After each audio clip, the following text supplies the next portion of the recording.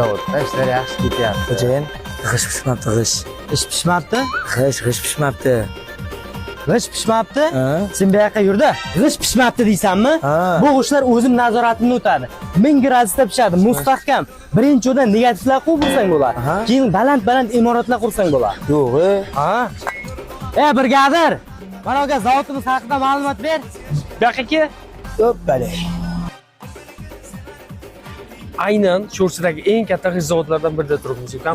Bu yerdagi g'ishtlar ishlab chiqarish soni 100 mingtadan ko'p. Bu yerda 3 ta xum bor. Undan tashqari xom g'isht va pishgan g'isht ishlab chiqariladi. Xom g'ishtlar maxsus joylarga tartib bilan taxlanib quritiladi. Pishgan g'isht maxsus pechlarda pishiriladi. Bu zavodning shiori sondan ko'ra sifat muhimroq.